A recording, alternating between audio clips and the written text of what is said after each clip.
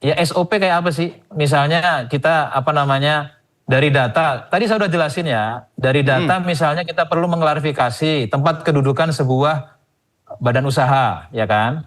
Ya. Nah tentu kan kita bisa meng-cross check, NIK dengan NPWP sudah jadi satu, NIK dengan NIB juga sudah interoperabilitas. Kita cek sistem di NIB, kita cek apakah betul alamat yang ada di data OSS-nya BKPM misalkan Kementerian Investasi itu inline dengan alamat yang ada di kami. Kalau tidak ada, maka kami akan turunkan surat nota dinas ke kantor pelayanan pajak untuk mengecek di lokasi gitu. Nah, di lokasi itu dalam pengecekan mereka kan juga punya database yang dari pengampu kewilayahan. Ya kan? Nah, itu tidak wajib bagi mereka untuk kemudian kalau mereka sudah meyakini dengan mendatangi wilayah atau dengan geotagging yang kita ada, kita juga ada Geo Information Special System, GIS system kita.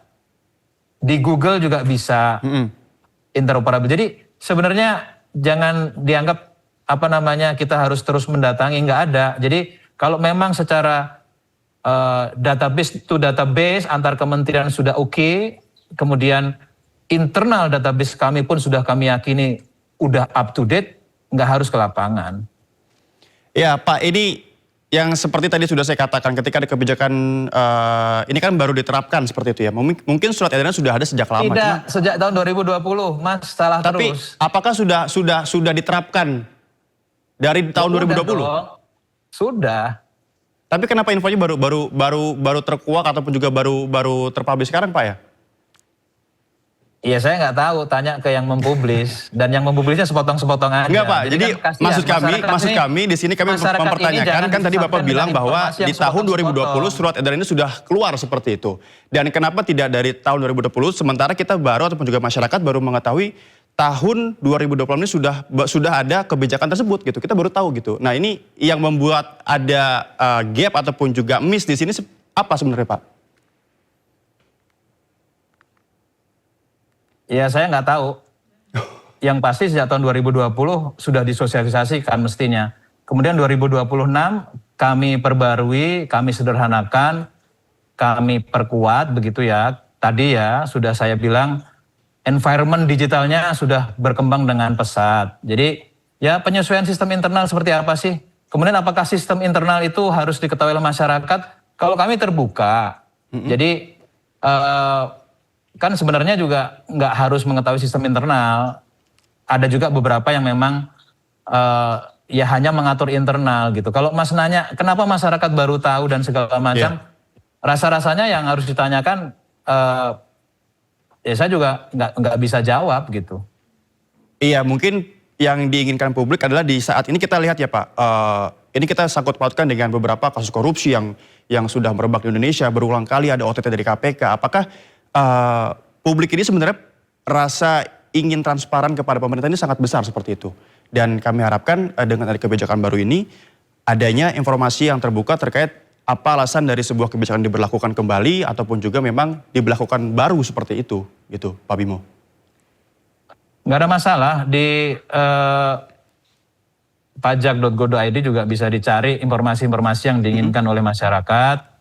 Dan kami itu kerjasama dengan 90 instansi, lembaga, asosiasi pemerintah daerah, kerjasama pertukaran data, kerjasama untuk aktivitas bersama, kerjasama untuk edukasi. Jadi dengan KPK pun kami juga ada kerjasama dalam konteks sama-sama sebagai subjek dan objek untuk pembenahan tata kelola di sistem strategi nasional pencegahan korupsi, Stranas PK.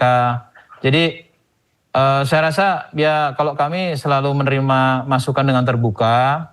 Tadi juga disampaikan masukan dari yang terhormat para wakil rakyat, DPR gitu. Jadi kami akan terus memperbaiki diri, kami memastikan bahwa apa yang kami lakukan ini memang kesetaraan menghargai kewajiban wajib pajak dan hak wajib pajak, dan kami akan terus melakukan pelayanan yang sifatnya profesional, berintegritas, dan accountable.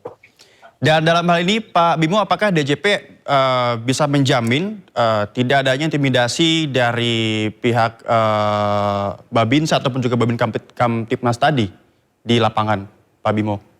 Ya, kami jamin. Karena Babinsa, Babin Kamtipmas sekali lagi bukan petugas pajak dan tidak memiliki kewenangan untuk melakukan pengawasan, pemeriksaan, penagihan maupun penegakan hukum di bidang perpajakan.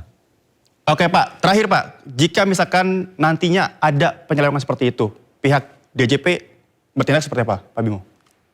Kami akan koordinasi dengan TNI, dengan Polri, dan kami juga sudah koordinasi dengan Kadif Humas Polri, kami juga sudah koordinasi dengan Kepala Biro Penerangan dari Kemenhan, kami akan koordinasi terus, dan saya yakin juga kami bekerja profesional di bidang masing-masing, kami menjaga upaya pengumpulan fiskal dari sisi penerimaan negara perpajakan, mereka bekerja untuk menjaga keamanan dan pertahanan. Jadi ini bukan hal yang untuk dicampur adukkan.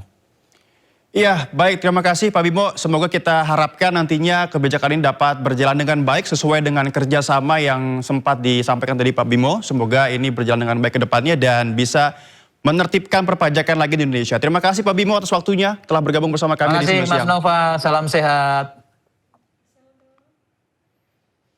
Pemirsa, KPK menetapkan Bupati Lombok Barat Lalu Ahmad Zaini sebagai tersangka dugaan korupsi karena ikut main proyek dan menerima suap. Total penerimaan diduga mencapai 12,4 miliar rupiah dalam bentuk uang tunai dan barang.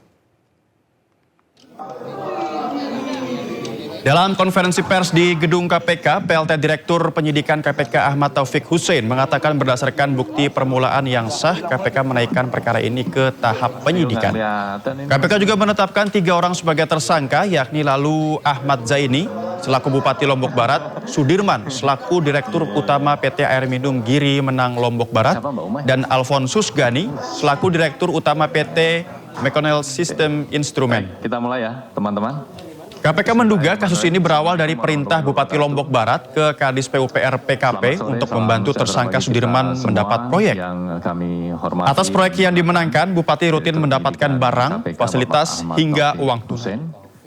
Yang kami sayangi dan selalu bangga. Dari uang-uang yang diterima dari hasil proyek tersebut sejumlah 41 miliar oleh SUD melalui CVDKK diantaranya dialirkan kepada LAZ selaku Bupati sebesar total 10,8 miliar. Ini yang kemudian diketahui selaku kepala daerah ini terafiliasi dengan perusahaan-perusahaan tadi CVDKK. Bahwa selain dugaan konflik kepentingan dalam pengadaan barang dan jasa, di Dinas PUPR dan dinas-dinas lainnya, LAZ juga diduga menerima sejumlah uang, barang ataupun fasilitas dari saudara ALG selaku Direktur Utama PT MSI yang merupakan vendor dari PT AMGM yang merupakan perusahaan air minum daerah di Lombok Barat. Pemirsa, penyidik Polda Jabar mengirimkan berkas perkara tersangka Taufik Hidayat ke Kejaksaan Tinggi Jawa Barat Selasa siang. Informasi lengkapnya usai jeda, tetap di Sindo Siang.